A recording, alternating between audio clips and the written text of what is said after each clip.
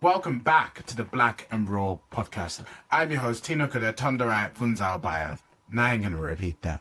Here is a podcast that's creating the dialogue and the space for black men to be their most authentic selves. Now, guys, my guest today is Marcel Clark. Marcel is a serial entrepreneur who is helping others to achieve their dreams of being an entrepreneur. And he's recently released a book called Hiding in Plain View. And I think you guys are really going to love this conversation, to be honest with you. I really loved talking to Marcel. Like, I've just came back from London and, had a late night. It was a good night, though. Can't lie. Had some fun. Met a friend. Went out. We were not going to discuss the rest. Either way, I had a really good night and I'm so shattered. And I said that to Marcel when we started today. I was like, you know what? I'm a bit tired. And but I said, you know what? After this podcast, I'm going to be so energized. And I am. I'm recording this afterwards. And I've just got lots of bubbly energy going. Me and Marcel talked about some really interesting things. We talked about his upbringing in Philadelphia, his parents, and his relationship with both of them, and how he saw positive traits that have helped him become an entrepreneur in both of his parents. And we talked about some of the difficult things that he had to grow up and go through and face, and some of the bad decisions that he made and some of the good decisions that he made. And he spoke about his wife Stacy, who had helped him to become the person that he is today. Those are one of those good decisions that he made. And about dropping your ego and, a little bit about masculinity. We always touch on masculinity in this podcast. You guys know we touch on masculinity in this podcast. But, we talked about loads of interesting and great things. And, we talked about maybe not everybody is meant to be an entrepreneur, and social media and how that paints a picture that maybe isn't realistic for everybody. But, also that, if you've got a passion inside of you, you've got something you want to do, if you want to change the world, then do it. Don't be on your deathbed thinking, why didn't I do that? So we had some really great conversations in this episode, and I know you guys are going to love it.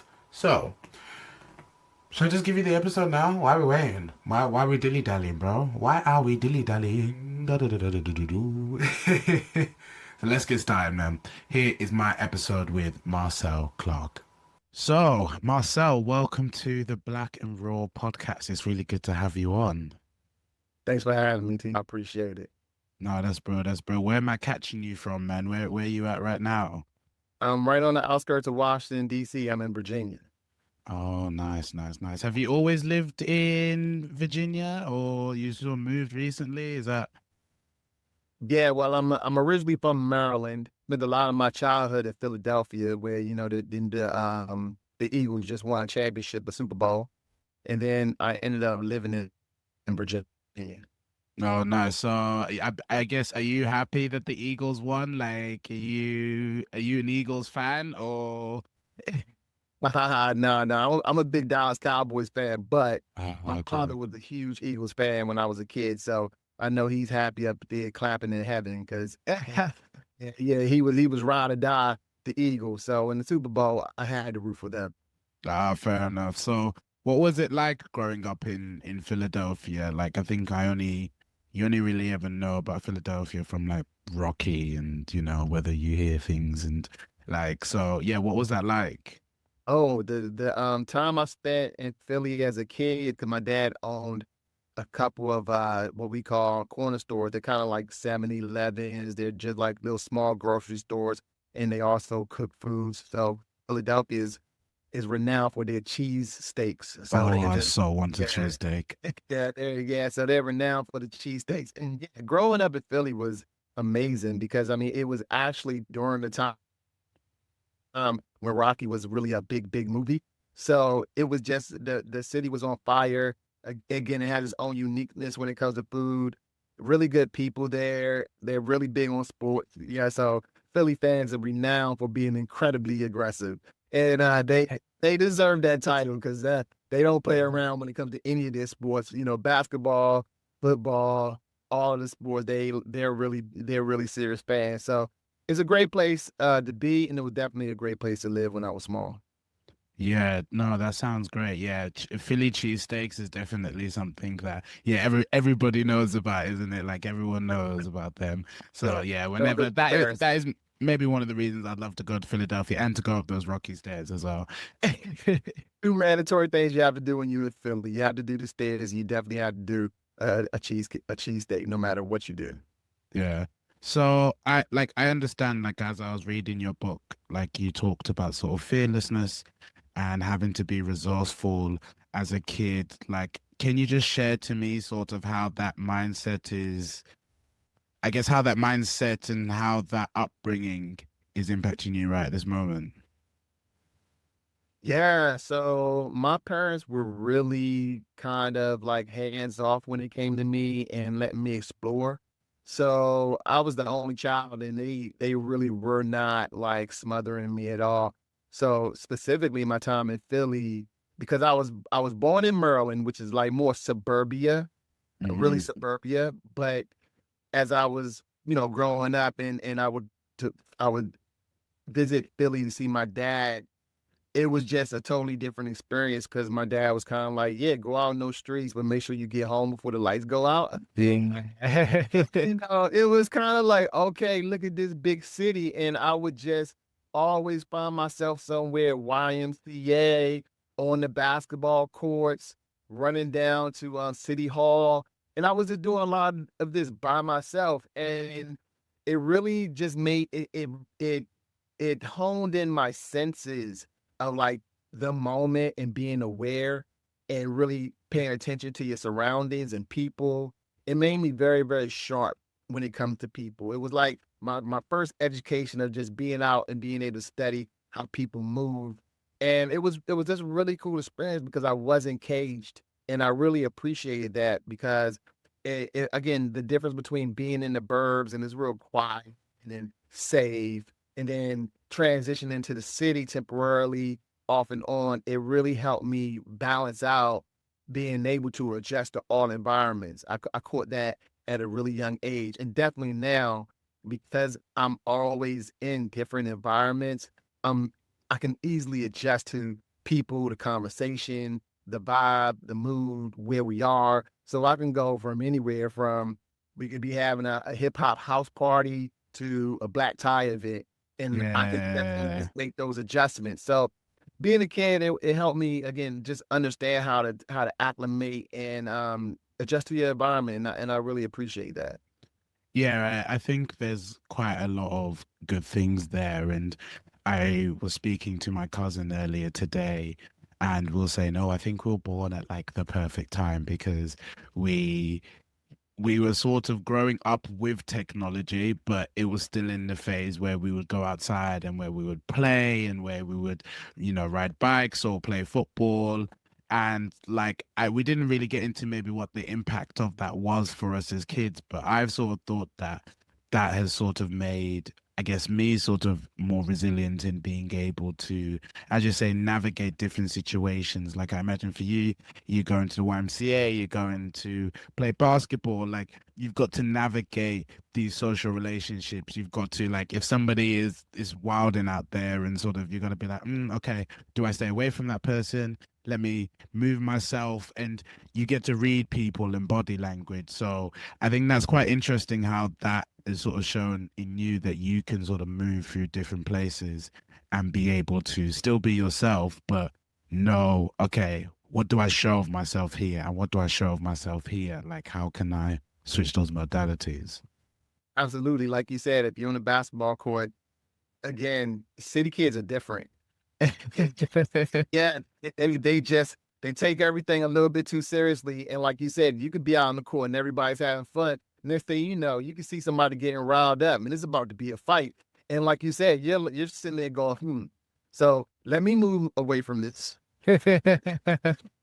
I don't know these kids. I don't know what they could do. Let me just move on to the side and see what's about to happen here. Yes, being able to see like when danger is developing, that really, really helped me transition through a lot of different situations that I found myself in as a young adult. Cause you could almost see it coming. People just start getting riled up. You see arguments happening over dumb stuff. People play. First they're playing, they're joking with each other. Then you see that they're starting to go at each other even harder. And next thing you know, you can tell one more thing. These two people is about to be on. Like you can really materialize. Yeah, you can see it materializing if you're really paying attention. Yeah. And you're gonna be aware of those things, isn't it? By the sounds of it, you said your dad had quite a lot of like in terms of the small business that he had.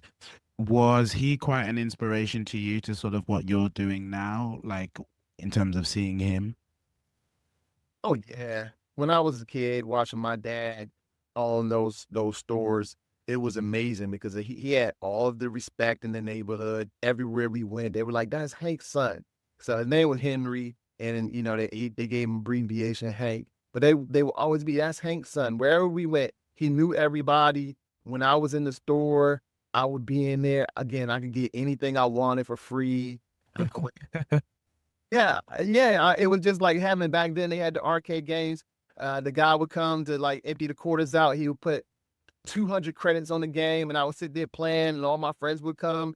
So, like, that level of freedom, independence, mastering his own space, and just knowing that he had a level of financial freedom that I was experiencing at the time. We had a nice brownstone. We had a maid. We had a chef. My dad was really he was getting real cash back then. And I was like, okay. So it was always embedded in me that one day, most likely, I will follow his footsteps. It just a lot of things happened in between growing up and finally like arriving here. Yeah, definitely. And I think we'll definitely talk about that. Um, I guess you mentioned at the start that you lost your father. How have you sort of dealt with that in terms of you've talked about him as a huge inspiration, and I mean, death is a part of life, but it still impacts all of us till this day, doesn't it? So yeah, how has that shown up in you? Yeah, when you read my book, Hiding in Plain View, you'll see that my dad and I, we had a pretty tumultuous relationship because he was definitely there for me when I was a kid. But when my mom and my dad separated, he kind of just went his own way. He tried to be in and out. He was pretty much in and out of my life after they divorced.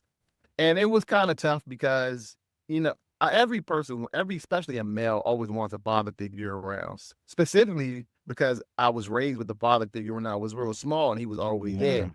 So when he wasn't there, all of a sudden it was kind of this huge hole. And I was going through my young teenage years and into my teenage years. That's when he was absent, and I really just couldn't really get with him. He would try to come and go, but I was kind of like now I was in my teenage years, and you know how it is when you're a teenager. You're already not listening to anybody. Yeah, yeah, You just trying to be a teenager doing your thing. You're not listening. So you think you know everything.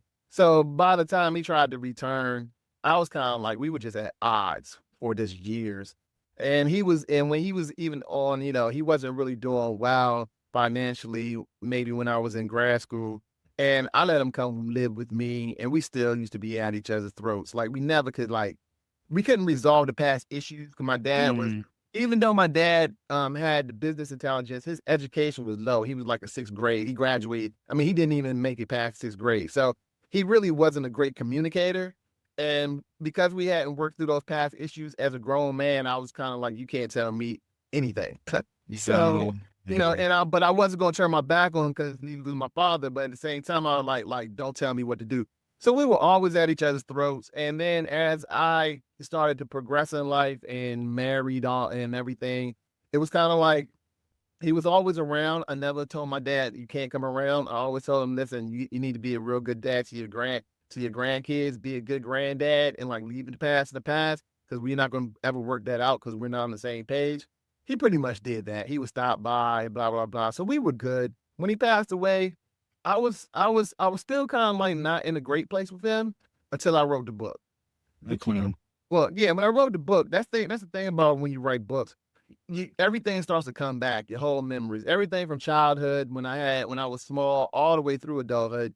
And I had to realize I had to come to a clear understanding that I wouldn't be the successful entrepreneur that I am if he hadn't at least planted seeds.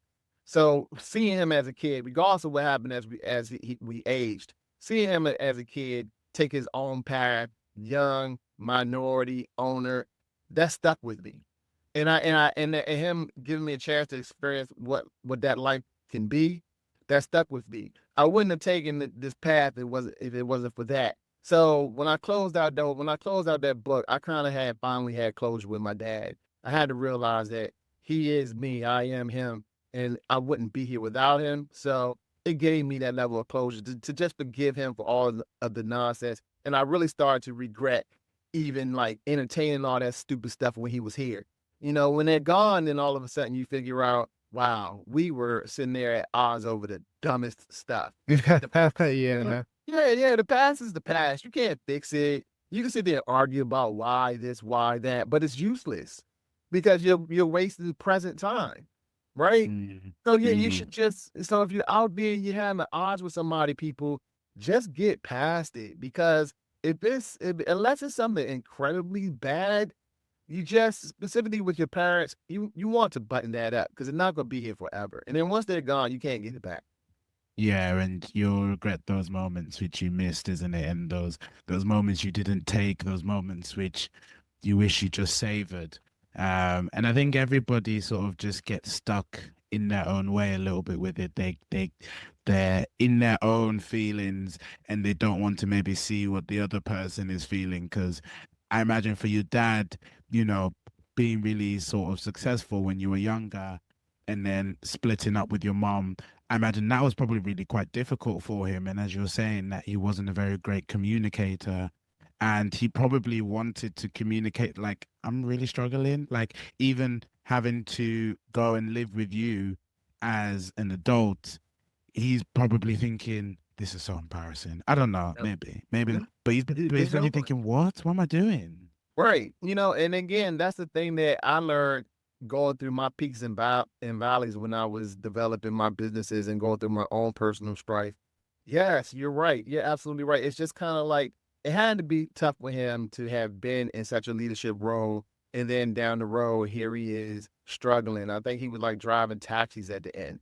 That's a huge adjustment and a drop. So I got it. Like you said, you only get those things when you can finally be smart, emotionally smart enough to put yourself in someone else's shoes. Like Yeah. that's what I think. Like the next level of communication is. Like stop just representing yourself. Think about what the other person is really trying to communicate to you. Understand what they could be going through at the moment. And if you can do that, then it creates a big bridge because all of us are just living different lives and everybody is going through something. Everybody. So you have to realize why that person is might be lashing out or why that person might have an attitude towards you or whatever it is. Because if you don't try to figure it out from their perspective, you'll never understand them. You'll never understand what the strife is. So if you're really trying to close something out, you definitely have to try your best to step in the other person's shoes for a minute and look at how they're looking at the world. And maybe you might find yourself, moving everything forward. Yeah, definitely. So you mentioned, you got a little bit sort of stuck from when you were sort of in your teenage years. Can you just talk to me a little bit about that in terms of what was happening for you in that time? Yeah, see, so when I was probably around 13 or 14, it was just so when my parents separated, my mom was a teacher, but teachers don't make a lot of money. So here we go from the brownstone to the hood. We find ourselves in the hood. Yeah, and it was tough, man. But again, it goes back to what we were talking about, the lessons I learned in Philly about just transitioning. So even though it was tough, I was able to acclimate to the environment.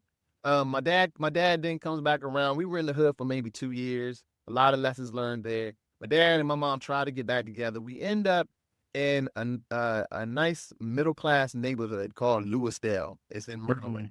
Very nice. My dad and my mom are trying to work it out, but it's real off and on and icky. But the good part is he had a BA loan. He was able to buy a house, and that got us at least back on our feet. So I'm in this really nice middle class neighborhood. I meet a couple of friends over some time, and just out of boredom, we just decided to get involved with criminal activity. just out of boredom. It felt like the thing to do. Everybody else was doing it. And we were just like, hey, let's try this out. And it was four of us. And so once we started to get immersed in the criminal world, unfortunately, yeah, I'm saying unfortunately, a few of us were really, really successful. Yes. Yeah, that elevated us into a whole totally different level in that arena. However, I lost a couple of friends to either incarceration, death, drug abuse, or drug addiction. And fortunately, because my life was on a dual path, because my mom always had me, taking classes at night. She wouldn't have it like she's an educator too. So she was like, Marcel, Yeah, she was like, boy, you are learning no matter what. yeah, all my uncles had master's degrees. So my mom was Oh always boy. yeah, during that time, she was like, "You still gonna go to school?" So I'm living this dual life, and fortunately for me, I made some really good decisions after making a bunch of bad decisions, and I just rose like a phoenix. I was able to kind of move away from that lifestyle altogether, and made like I said, made a lot of good decisions. And next thing you know, here I am, successful entrepreneur, real estate developer, author, multimillionaire over here. Like, it's a story. Yeah, it's a Speak story, it, man. bro. Speak it, bro. It's one of those things that, like, again, promoting books is kind of tough because I didn't know this, but like 10,000 books come out a day, and you really want to be able to cut through that noise. And I know all authors say they have the best book, but I promise you, people, this book isn't really about me. It's my story, but it also will show you that even through all the ups and downs, all the trials and tribulations, all of my incredibly bad decisions, I still had total control over my outcomes. And when I really started to use my skills for positive instead of negative, and that's all I did was say, you know what? Let me do something positive and let me really get into the real world. My whole life changed around. So again, I've been at the bottom a couple of times, and that's the thing about this story. A couple of times, it wasn't a straight up and down. Even as a kid, I experienced doing well, poverty, back to doing well. So even as an adult, I had that same up and down a couple of times. And I tell you what, every time I was down, all I did was learn. I was like, what did I do wrong this time? And I'm not doing that again. And over time, I started making a succession of really good decisions. And it led me to the place I am today. So my point is, don't ever give up. Don't ever quit on yourself. Don't ever think it's over. Even if that fat lady sings over here, I'm still going there. I'm like, I don't even hear her, because that's what life's about. You're not alone. Anybody out there that's going through something, you're not alone. All of us are going through something. Even at this stage in my life, with all the good things that I have around me, I still go through things all of the time because it's like Biggie said, more money, more problems. And yeah, and it's more pressure. Beginner. Yeah, it's more pressure up here, man. When you're doing big things and you're successful, it's even more pressure. You have a lot of people depending on you. A lot of people think that everything you now do should be successful and turn to gold. Trust me, it's always gonna be pressure. It's always gonna be some type of it's gonna be haters out there. It's gonna be people that don't believe in you. It's gonna be everybody trying to stop you. That's just the way this thing works. The harder you push, the harder it gets. But don't give up. Like, don't ever just lay down there on the ground and go, it's over when you give up. Nah, you're looking up, you can get up and make it happen. Yeah, and I think that's always sort of quite an important message. And I wanted to sort of not pivot, but like sort of something that you said about, you were sort of on a dual path and that your mom was really the one that had sort of kept you in that education. And I don't know in terms of, as you said, it sort of what led you to sort of going off the path was a bit of that boredom. I don't know whether maybe is there anything to suggest that, your parents getting back together sounds amazing because it's like, oh my gosh, could it be like it was before? You were able to move house. But I think as a kid, that probably brings a lot of stress and anxiety to be like, okay, they are back together. They're trying. It might not be perfect, but what happens if they break up again? Will I then have to go back and move again? And I don't know in terms of what your thoughts are about that, in terms of, what was happening in that time for you? Yeah, well, like I kind of said, my mom she saved me because she wasn't giving up on me at any point, even when I was doing bad things. She never gave up on me, and she was very consistent. I didn't graduate when I graduated from high school, people. I think I had like a 1.0. I think they let me graduate just because they wanted me out of high school. But it take to get this kid out of here. Just let him go. And I had to go to little small little schools first, community colleges. But my mom was like, listen, you need to get your education. Like, she just kept on hammering me in that house. Like, you're going to go to school. So, I was able to my associate's degree from a smaller school and then use that associate degree to get into a better school. And then I graduated with my master's from a better school. So that was that. But you're right. When my dad was in the household, it actually just created more turmoil because me and my mom had learned to survive on our own. Like, again, been down in the gutter together. Like, she was always there for me, and we were in the gutter together. So now we're both looking at him like, yeah, it's cool to get out the hood, but where have you been? And he wants to be like the general now. He wants to now take Yeah. control of the household. But that wasn't working because here I am. I'm probably about 6'3", 100-something pounds. I'm not listening to him. Like, I'm sitting here like, where have you been? You can't be my dad now when I've been going through all of this for the last 4 or 5 years. Now you want to be my dad. So my mom and my dad, they were at each other, and you'll read that in the book. I mean, it was just at one point where he got physical with her, and good for her because she was like, you know what? He got physical with her and beat her up pretty badly. As soon as he went to sleep, she called the cops.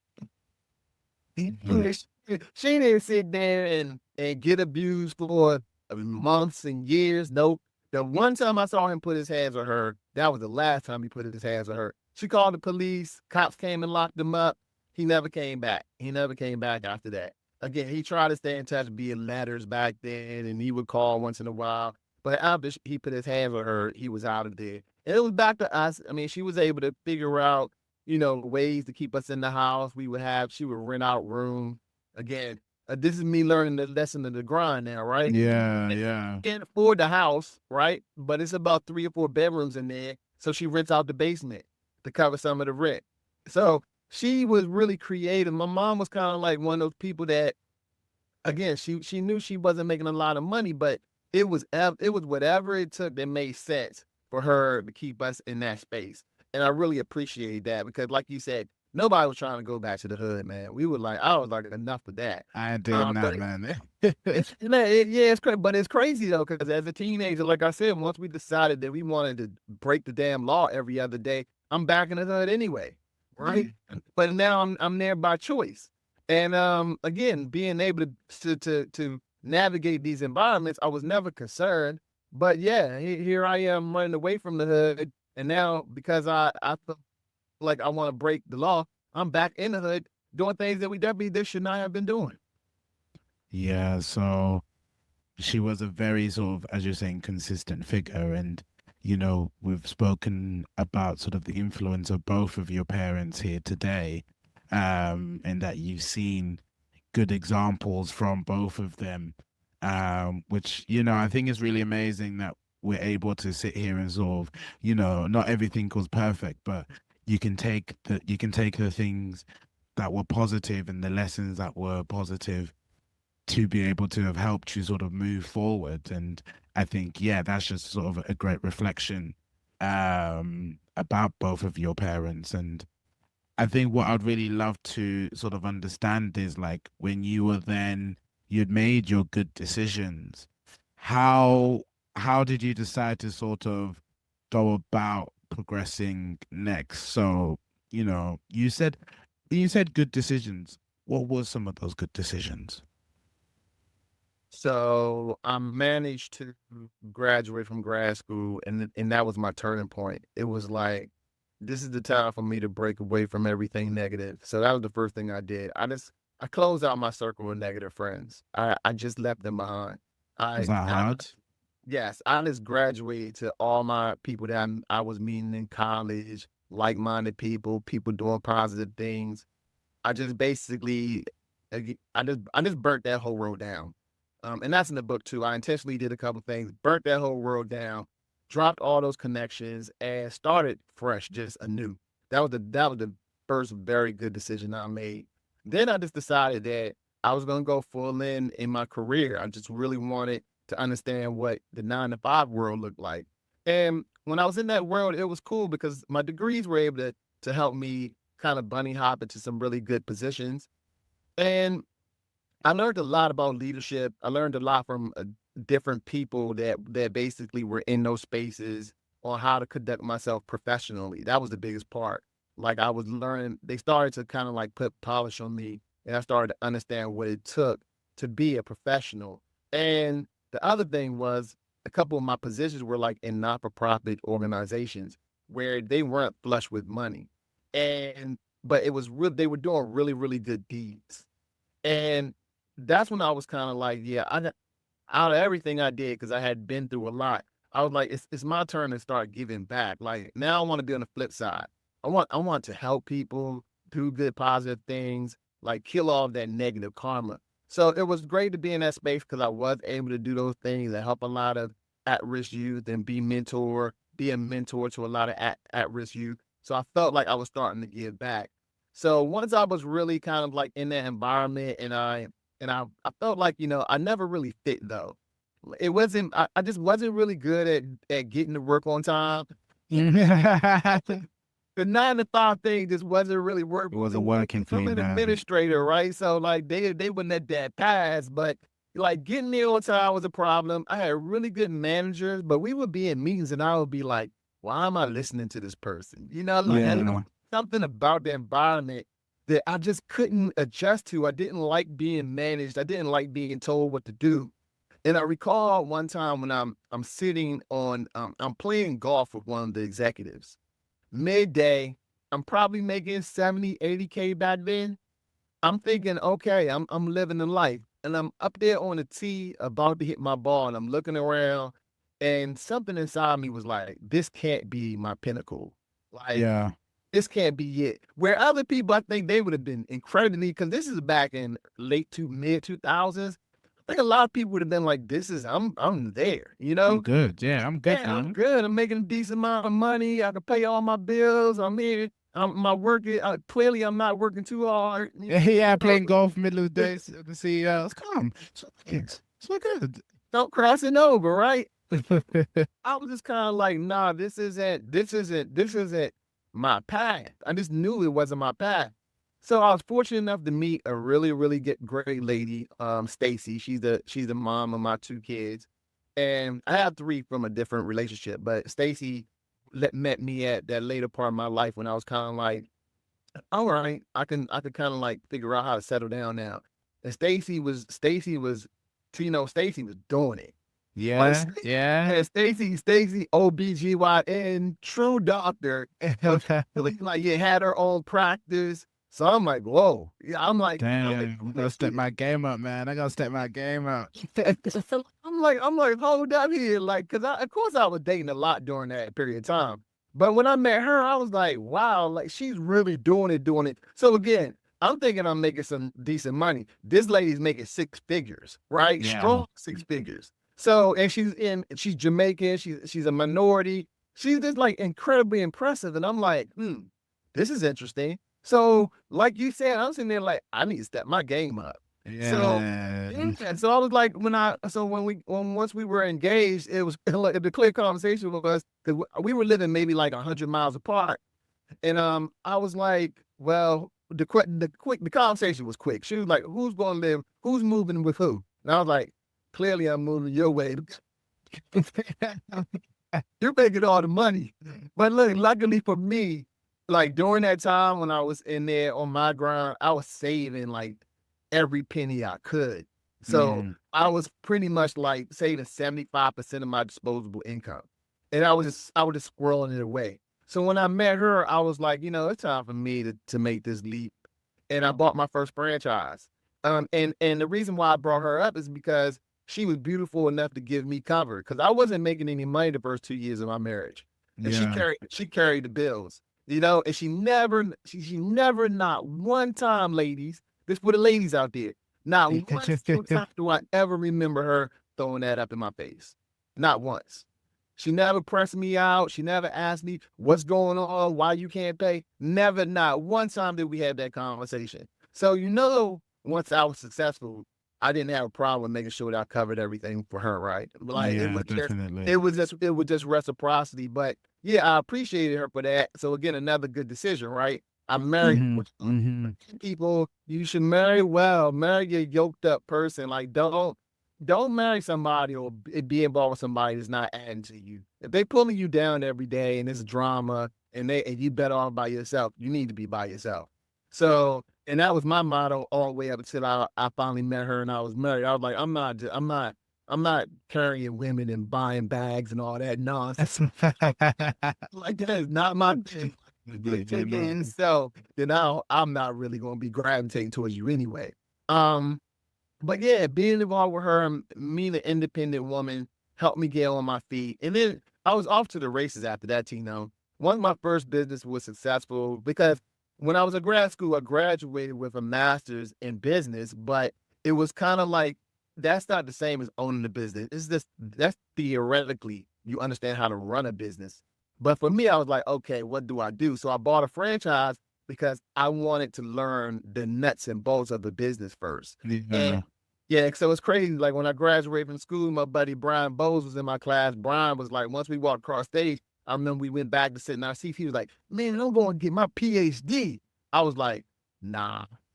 I don't know.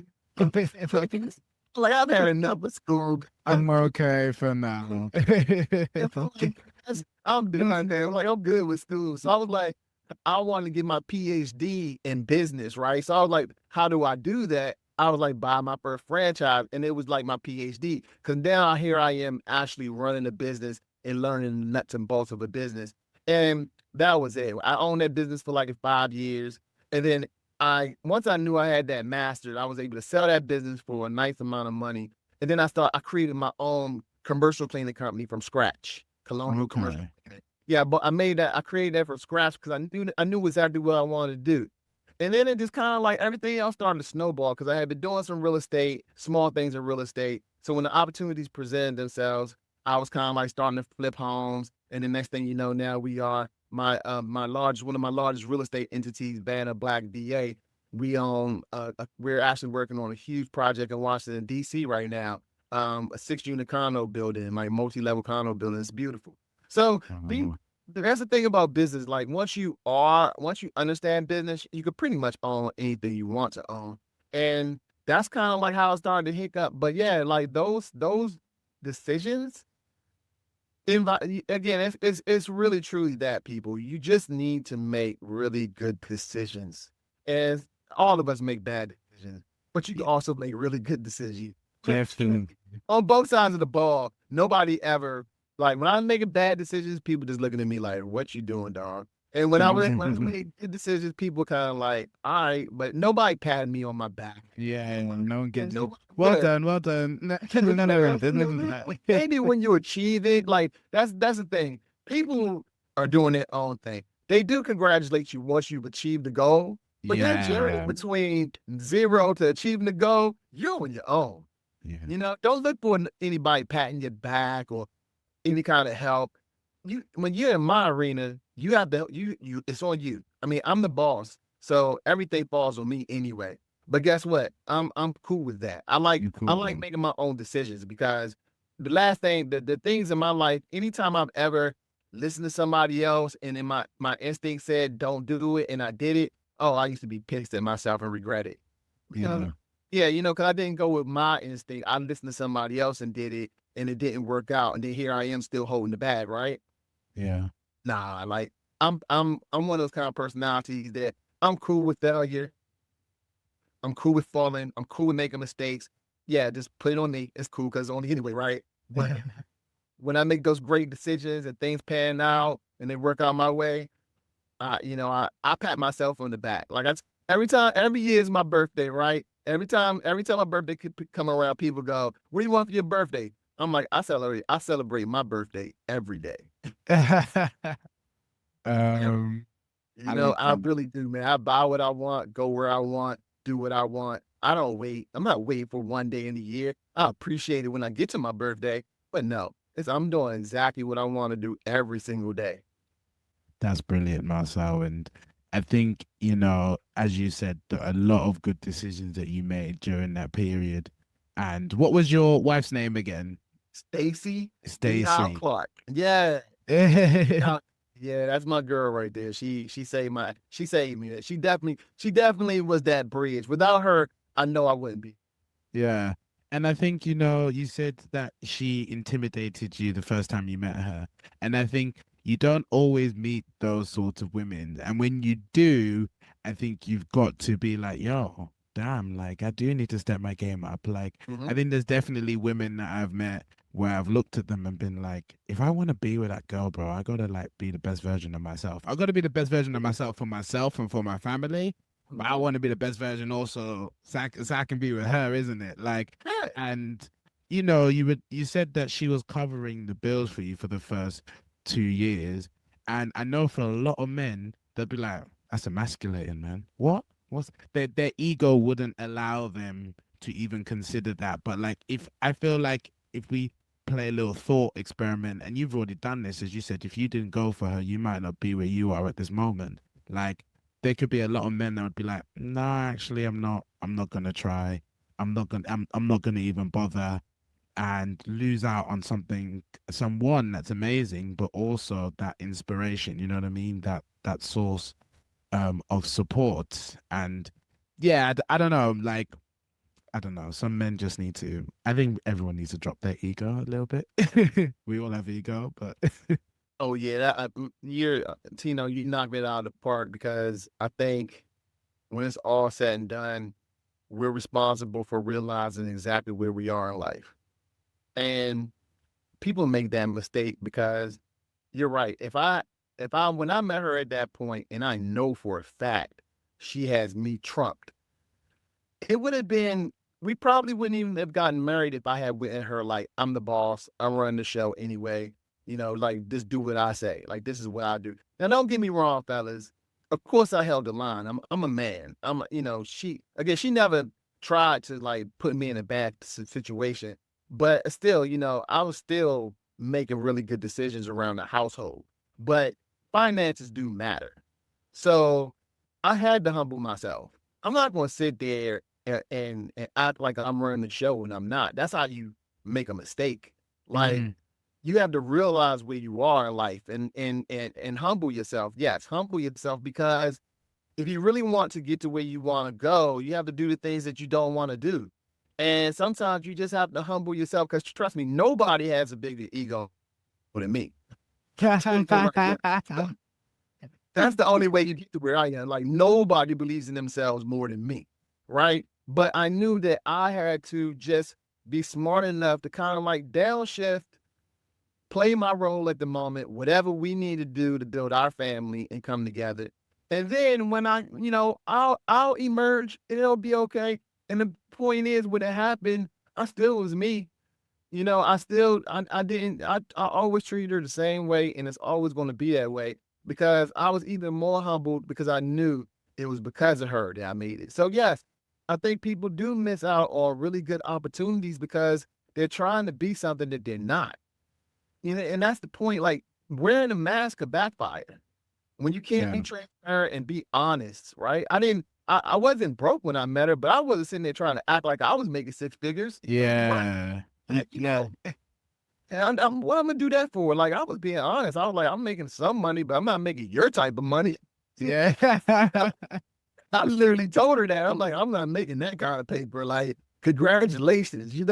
So you just have to be who you are. But like, I think that's the thing. Like, and that's across all our boundaries and genres and places. Like, if you can present your genuine self, you'll never understand how many opportunities you might open up for yourself.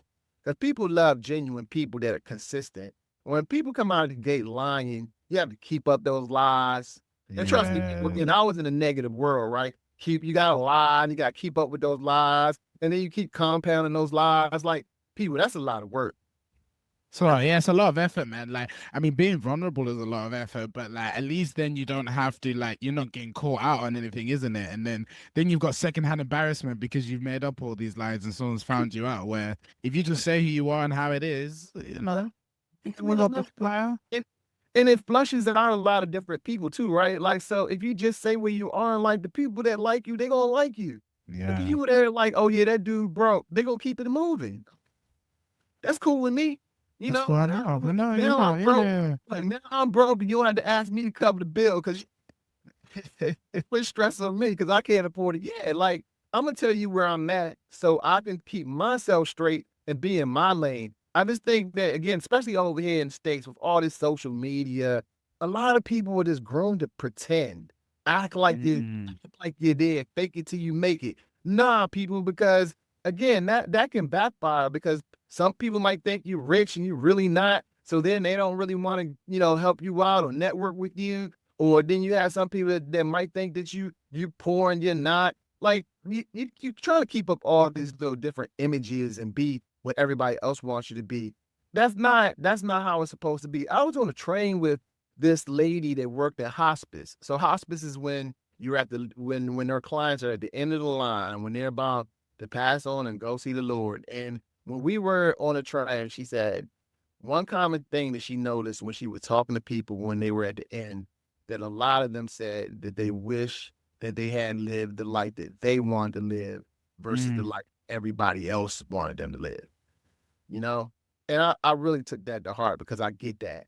Like, you wasting your time if you're sitting there trying to please everybody and be what everybody else wants you to be instead of just doing you. Yeah. Just do you and let it all hang out and just go, yeah, this is me. Like it, love it, hate it. That's cool. But at least I can see people because they see me. Yeah, and at least you can then look back at your life and be like, I did what I wanted to do. Yep. And even if you don't get it, at least you can say, I actually tried. I put in my all. And, I mean, I believe that if you sort of put in your all and you keep doing it and you're consistent and something will break for you. It might not, you don't know. You may want to make 6 figures and you want to make 5 figures, but you have a really good family and, you can still travel. You can still do some of the things you wanted to do. Okay, maybe that little extra zero, you didn't necessarily need it. But I do think, yeah, I know there's like a bit like a thought experiment, which I heard about someone and they said, oh, right, like your obituary. And I was like, oh, that's really dark. But is that sort of similar in terms of the woman at the hospice? Because it's like, actually, what do you want people to say about you when you're gone? What do you want your impact to be? What do you want your legacy to be? And, do you want to be that person that just kept failing and, not succeeding? But, I mean, failure is a part of life, but do you want to be that person? Or do you want to be that person that actually, yeah, I did it. I said I was going to do something and I've done it. Wow. Like, and that just gives you so much confidence. That just gives you so much energy and zeal. Like, I'm hearing you talk today and, talking about sort of where you came from and where you are and and where you'll be going.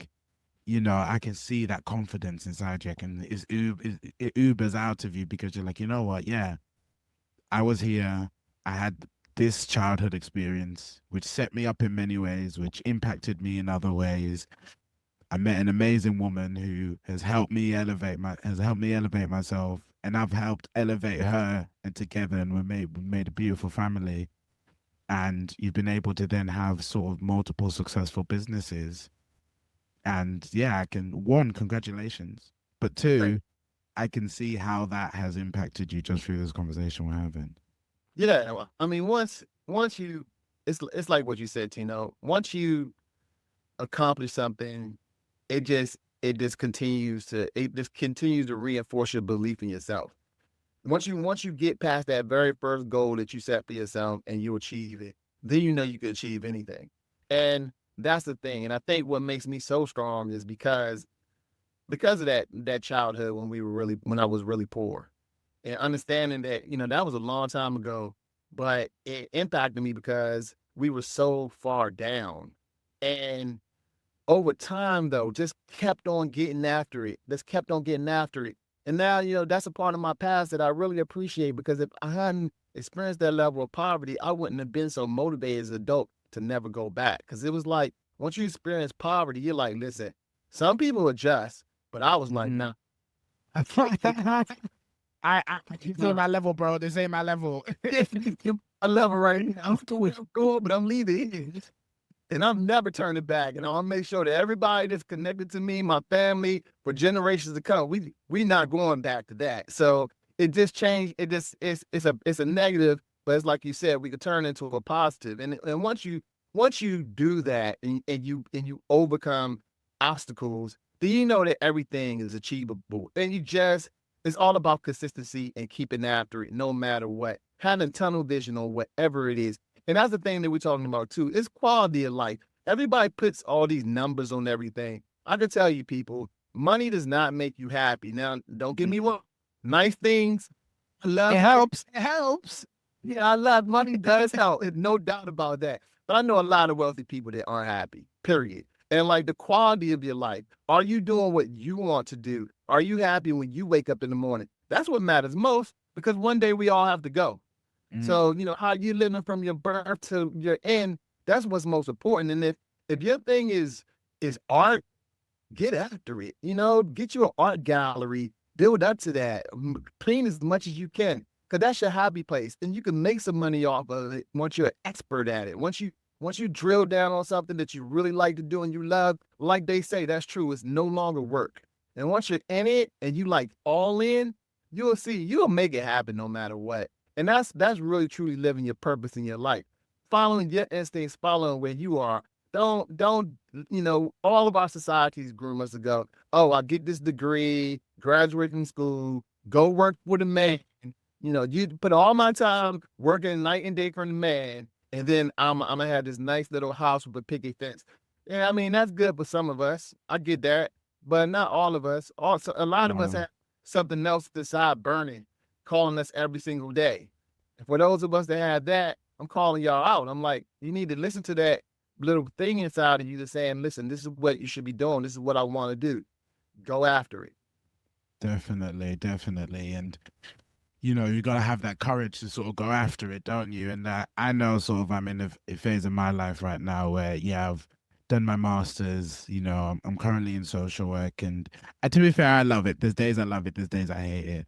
But there's also a part of me which I don't know if somebody is listening that's in my team right now that's doing this, but listen, I'll be honest, like I want to do this, bro. Like I love this. Like I want to be doing podcasting, bro. I want to, I want to be doing projects for young people. Like, I want to travel. I absolutely love traveling. I want to be able to have the freedom to be able to travel somewhere and, go meet people. Like there's so many of my guests that I talk to and I'm like, man, like I just want to come out to wherever you are and like come and see how you doing, like come chat with you, you know what I mean? Like let's get a coffee or something, or let's do something together. Like, so I think I'm in a phase right now in my life where I'm like, you know what, I really need to, like, not that I'm not serious about it, but I need to just get started and get going. Like, because I don't want to be maybe 35 and looking back, and even 35 is like, I'm 27 now, so it probably come quite quick, but and 35 is relatively young, but I don't know. I just don't want to look at 35 and be like, Tino, you said at 27 you want to do this, and you ain't anywhere near that, bro.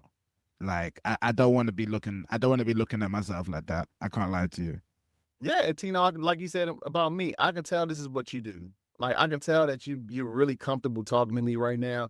I can tell that you can talk to almost anybody. I'm sure when you're out, you can converse with anybody in the crowd. That's an incredible skill to have. And like you said, it's in you. And you're right. You don't want, I'm 50. I'm 52, actually. So again, I can tell you the time goes fast. It flies by. It does, man. It goes really fast. So like you said, you have something in your head, you get after that goal, you tunnel vision that goal, and you just keep at it. And you'll be at the top. You'll be at the top because you're doing something that you really want to do. When we wake up in the morning, I'm happy I couldn't wait to talk to you. I'm like, you looked at my car, I'm like, I got Tino at 4:30. Like, let's go. it's nothing. It's like, it's out. I'm on here for free on purpose because I love being here. Like, this is really cool to me to be able to just talk. And the beautiful thing I think about right now where we are in life is that because of the technology, this conversation lives forever, Yeah. forever. And you don't know who it's going to touch. Down the road, somebody could just be having a tough day and they could turn you on and they could hear our conversation. And it might put them in a totally different mindset. It's a beautiful thing. Definitely. I know we all have to pass away, but if you create that digital footprint, you live It's gonna live forever. forever. Yeah, it's gonna Forever. live forever, definitely. And even sort of you writing your book, like that is gonna live forever as well. Whether we still have physical books in 50, 40, whoever how many years time, I would still love to be having physical books, but I think books are timeless because they capture a moment in time, and you can go back and be like, oh, this is what somebody was going through at this point, or like, oh, look at this inspiration that they've given, and it still applies now. Like, you've got people like Ryan Holiday that write about the Stoics, and them man are old and dusty, bro, like, but like you can read that and can be like, wow, like actually that still applies to me right now. Like, I can still take that right now and go and do something with it. So I guess for you, like, what is it that you maybe want this legacy of this book to be? Like, what is it that when people read and pick it up, like, what do you want them to get? Oh, yeah, I can tell you right now, Tino, this is the book that's going to be turned into a script. That's going to be turned into a movie. And Coming to the premiere, just saying. when people pick up this book, whoever it is out there, I know they'll get, when they finish reading that book and they close, they'll be like, I can do anything. No matter what's in front of me, I can do anything. If this guy made it through all of that, he's still standing, and he was able to turn his life into something, I'm going to keep on grinding, and I can believe, because that's what that book's about: believing in yourself, believing that you're here for a reason, believing in your purpose, believing in that family around you that holds you down no matter what, believing in you, and if you believe in yourself, you'll find out really quickly that you have some serious superpowers, and you can get whatever you want out of this lifetime. So they'll learn that when they pick that book up, because again, it's got a lot in it, but it's incredibly inspirational too. That's good. And I guess, what do you feel like people need to believe in themselves? Wow, you know, when I look back, and I had a really good family. And again, let's notice my mom, and my dad were on and off, but I also had a really good support system. I had some really cool aunts. I had some really, really cool friends. I had really good people around me that really could see what I didn't see at the time. Mm. And those good people always kept saying, Marcel, Marcel, Marcel. I don't need, they didn't even need to see your name at that point. They're like, just a little. Yeah. So I think that's the number one thing that helps anybody. And I think that message could resonate with a lot of people. Support the people around you. Because you don't know where they are mentally, and you don't know what they're going through. But it doesn't hurt, like, when you see somebody that has talent and you see somebody that's really trying to do the right thing, show them love and show them support, because that's what really pushed me through. Like, once I started figuring things out, I just didn't want to let certain people down. I had a kid at a young age. I didn't want to let her down. So once I found those modes of inspiration, I started believing in myself. But it was definitely the people around me that kind of pushed me into a space where I was like, okay, I could do this. Yeah. And I guess, I'm just sort of thinking about maybe what somebody who might be listening to this, and I know the sort of loneliness is quite a big thing. I think in multiple generations, but especially for our young people right now, they might be like, I don't have anybody. Like, Yeah. my mom doesn't love me, or yeah, I'm sure your mom loves you, but maybe she doesn't know how to show it. But then like, my dad's not there, or my dad is there, but he's not present. And what about for people that say they don't have anybody? Is it actually you do have people? It's just hard to see them at the moment because of maybe what you're going through, or is it that you need to do something a bit different? that's when you really have to drill down and really just focus on yourself and just cut everything out. Like when I'm in a real crunch, I have a triangle that I always revert to, and it's spiritual. So I believe in God. So I'm like, God, I need you to help me out right now. It's physical. I start hitting the gym even harder. And then it's my mental. It might be reading an article, reading a book, figuring out something. But I go into my own tripod. And it's because now I'm relying on me. It's me on me. Like I think the strength can come from you understanding that, okay, only person that can help me out here is me. That's it. I only got me. There's a lot of people out there, just like anybody out there that doesn't have anybody.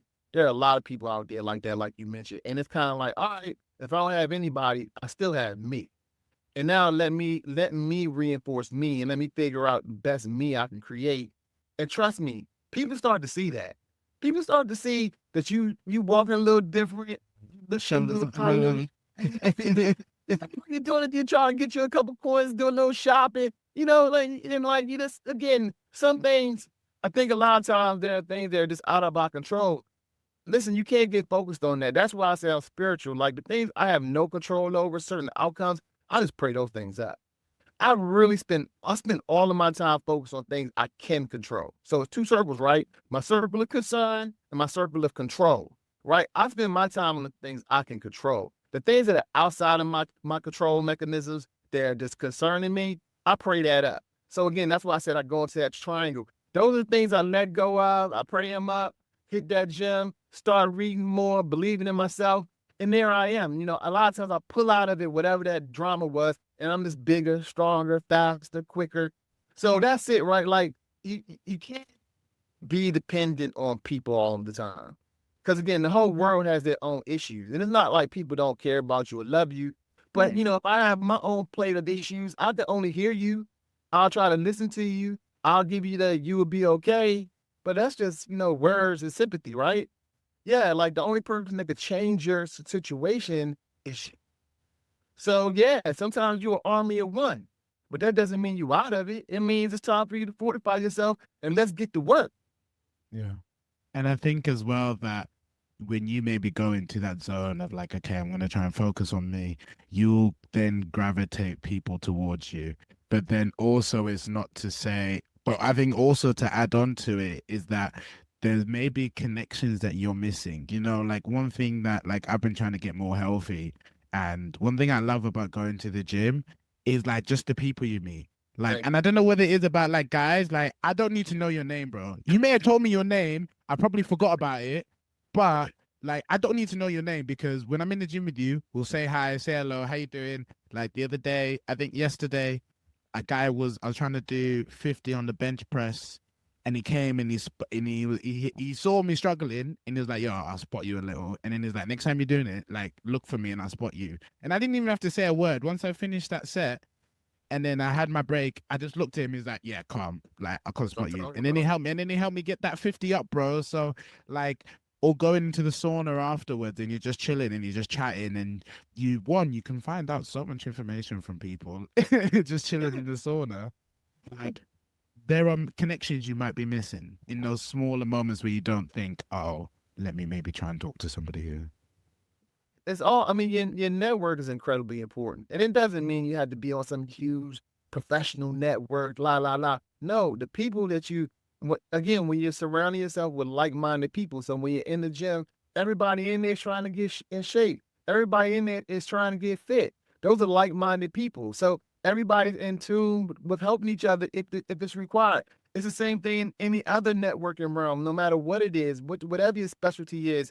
When I wanted to learn more about real estate, I was going to real estate meetups. I was going out networking at real estate events, and I was just meeting people that all just wanted to be in real estate. And a lot of people didn't know as much as me. They were just like, we were all trying to learn together. It's power in that. Like, so again, that goes to your point. You're not really ever alone. Because again, if you want to do something, you can still find like-minded people that might be on your same exact level. Most likely you go find people on your same level. But it's a camaraderie that happens there when you start to learn together. You never forget those people. I have friends from college when we were up in grad school. Grad school was tough. Brian Foles, that's my dude forever because we grinded it out together. We were going through that huddle together. That matters. That matters. So yes, being around the right people and putting yourself in the right spaces, regardless of what space it is, if it's a space that you want to master and learn about, there you go. Again, you're not alone. Yeah, definitely, definitely. So, I think I just wanted to sort of ask two more questions to you, Marcel. And as you're saying, you're sort of a serial entrepreneur, and we're all seeing on Instagram and TikTok, leave the 9 to 5, build a business. Like, oh, you just have to do these 3 steps to make sure that you get a business. Like, what do you feel like people, social media, entrepreneurs? What are we not talking about when it actually comes to being an entrepreneur? Yeah, I don't like that when I see that. Oh, yeah, I don't like me and social media have a love-hate relationship. I really do appreciate social media for the audience it could bring you. It's incredibly expansive. You can put your message out there in a good way. But I think a lot of times people create these abbreviated messages as if like entrepreneurship now is a fad. Like, okay, I could be an entrepreneur. Well, let me tell you something. I always tell people this a lot. If you listen to me, I'm either going to save you money or I'm going to make you money. Now, I'm going to save you money by telling you that just anybody can't be in this environment. If you don't have thick skin, meaning that you can't take like really harsh criticism and no's and failure, forget about it. If you can't think quickly on your feet, if you're not strong and quickly on your feet and adaptive, you're going to be in trouble. If you really can't like understand that different environments require different types of communication. So in my commercial cleaning company, I have everything from the janitorial staff that my people basically communicate with and manage. But if I have to basically go out there and figure out what's transpiring with my business, like with the direct line staff, I still can go out there and communicate with them all the way to the executives of these companies that have these big contracts with me. I have to be able to transverse those conversations. You have to be very you have to be able to wear a lot of different hats. You have to be an accountant. You have to have good customer relations skills, employee relations skills, marketing skills, specifically when you first start. So again, if you should do all of that, listen, stay in your 9 to 5. This is an environment for sharks. It's just not that simple and it's not that easy. However, if you heard me say some of those things and you were like, yeah, that's me, I could do that. Then I would say I welcome you to jump in the ring, because if you have anything that you care about, you love, and you want to really monetize it, you can do it. Because I think that's the key part, like doing something that you really do like, love, interested in, because that's when you start really drilling down. You want to know the nuances of every aspect of whatever it is because you love it. That's when you can definitely become an entrepreneur. Now, the second part, the reason why me and social media have a love-hate relationship, it's not that easy, right? No, Like it's not. the successful part and the riches and all the things that they flash on social media, most times that's decades out. Most times. Now, I'm not gonna say like with e-commerce, there's some ways out there now where you can definitely get cash flow going pretty fast. However, again, you still have to have that mental mindset to even capitalize on that. My point here is everybody's not an entrepreneur. They're just not. Like it just doesn't work that way. And I think understanding that is the first step. Like it's cool what they try to push out there, but like social media is more like a fantasy land, if you ask me. Because it's just 90% that's just not realistic. Those people, some of them are renting Ferraris, others are renting jets, like renting the houses they're living in.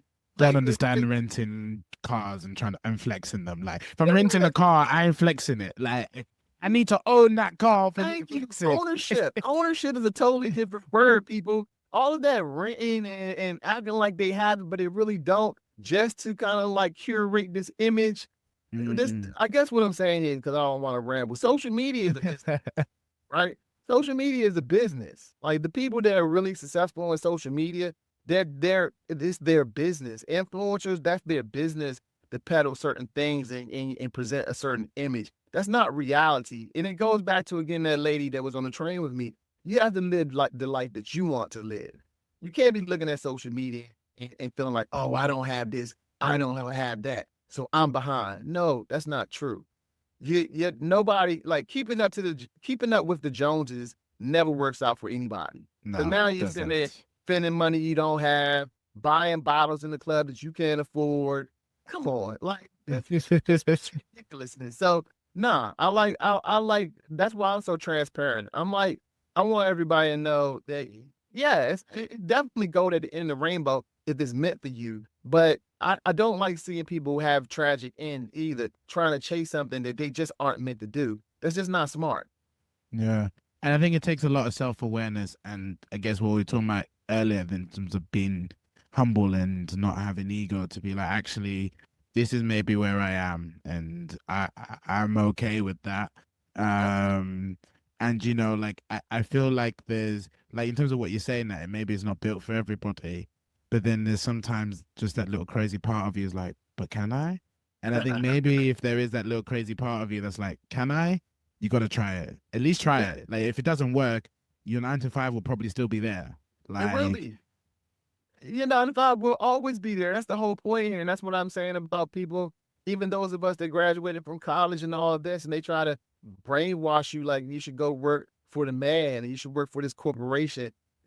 The corporation is paying you pennies on what your talent is. So they're giving you a check to keep you in place, but you could be making way more than that doing something else. So it's just all about, like you said, if you're going to listen to your internal being and go, let me take my shot.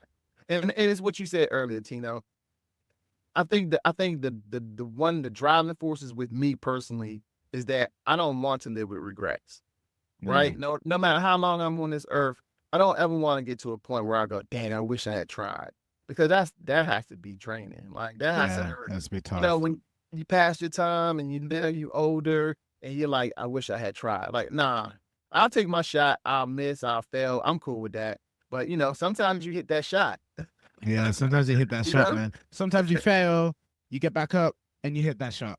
Like, it doesn't Right. always look up, down, up, down. Sometimes it might be down, down, down, down, up, down, up and down, and you There get you there. go. But you get Yeah. there because you keep trying and you keep learning from each of those failures. And all the greatest across every genre, they all have gone through that. Yeah, definitely. So, Marcel, I've loved this whole conversation that we've had. And I think we probably could go on for like 2 hours, really. But I just wanted to ask you, say if there was a young black boy that was listening to this conversation, how can something from your life be able to help them with an understanding of themselves? I would tell that young kid, don't let the world define you. Define yourself. Bet on yourself. Like, no matter what the circumstance is, trust in yourself, believe in yourself. Everybody else will gravitate towards you. People follow leaders, right? We have enough followers on this planet. Be a leader for yourself. Like, believe in yourself. Do everything that you can do to make you the best person that you can be, and push through it. Believe. Just listen to everything that Tino and I talked about, and really, really think about what you want out of this world. And then again, tunnel vision. Just go after it every single day. I don't care if you're just moving a milli-inch. Trust me, you'll look back, because time flies. And when you look back and you go, wow, look what I did. Mm, You'll be happy. You'll smile. You're gonna smile from ear to ear. And then you're gonna be on to the next. brilliant. Brilliant. So, Marcel, no, thank you very much. And tell the people where they can find you. Plug your stuff, plug your stuff, plug your stuff. Hey, everybody go out there and buy my book, Hiding in Plain View by Marcel Clark. You plug it in on Amazon, you will find it. It's available in audio book, ebook. It's everywhere. I made sure it was everywhere so you can get it whatever format you want. And if you really want to look me up and find me, I'm at Marcel, Marcel, last name Clark, CLARKE .co. So not the .com. My people couldn't get that one, but it's marcelclark.co. So you find me on that. You'll land on my page. You'll see everything that I'm doing on this planet. And yeah, look me up on IG, same thing, Marcel Clark _. you'll be able to find me. And when you find me, I'd love to follow you back. But yeah, I'm here for the people. Bro. So, thank you very much. And I hope you have a good day. You too, Tino. Thanks for having me on your show. So, guys, that is the end of the episode. Thank you very much for watching this episode of the Black and Raww Podcast. I know it's been a while since I've released episode, guys, and I'm gonna try and be a lot more consistent with this. We've got my 100th episode coming very soon, and we've got a very special guest for that episode, so I'm really looking forward to that. But to talk about this episode with Marcel, to be honest with you, because man, I really enjoyed it. Like they said at the start of this podcast, man, I'm shattered, bro. Like, I'm gonna go to bed right after this, but like, I really loved talking to Marcel, man. He brought some energy to me, man, and this doing this podcast also always brings me energy. I'm always a bit jazzed afterwards, but I think some of the things that Marcel was talking about in terms of his journey and his growth, and that, being humble to, when his wife Stacy sort of came into his life and she was making 6 figures and he wasn't, and he was like, yeah, I'm not making the money that you are, but he was humble in himself enough and didn't let his ego get in the way from missing out on such a great person that he met. And she helped him level up, and I think as men, sometimes we think, oh man, like maybe you meet a girl and you're like, oh my gosh, she's way too good for me, like, or you're thinking, oh, actually, should I do this? Should I not do this? I think what Marcel showed in this conversation was that, sometimes you just got to do it. You've just got to do it. And you're gonna have some failures and you will have some successes, and it might not look as linear for you as you might want it to, but you can still go out and do those amazing things, and you will fail, but if you keep trying and you keep going, then you will succeed at that. And I found it really interesting when we unpicked Marcel's upbringing, because he talked about how his dad was able to give him a really good life when he was younger, living in a brownstone house. You know what, like, I don't ever want to live in America. Sorry, Americans. Donald Trump, blame him. Actually, don't blame Donald Trump. Your country's just a bit backwards, sorry, but I'm just insulting you guys now, and some of you guys listen to my podcast. Sorry, but I wouldn't want to live in your country. Either way, I would love a brownstone house, so maybe to like rent it out or something, or be able to travel there. So, but yeah, no, like, talking about how his dad was able to provide him with a really good life, and then his parents split up, and I thought we were able to reflect on actually maybe what his dad was going through at that time. And he talked about his relationship with his dad being really tumultuous, and that now that he's gone, he's like, why were we stressing? Like, we were just, yeah, why were we stressing? Why were we fighting over those small things? And it just makes you want to be present in those moments and understand what someone else is going through, to then be able to forgive and move on. And he spoke about, even though he had a tumultuous relationship with his dad, he learned so many skills from him. And then his mum as well, also, like, when he was getting involved in criminal activity, that she was like, no, you're still going to school. Like, she was like, I believe in you. And we spoke about people believing you and having people that are around you and connecting with others. And if you feel lonely in this world, know that you're not alone. Like, there are people that are going through your similar challenges. There are people who feel lonely, but that you're not alone in this. Try and seek connection wherever you are.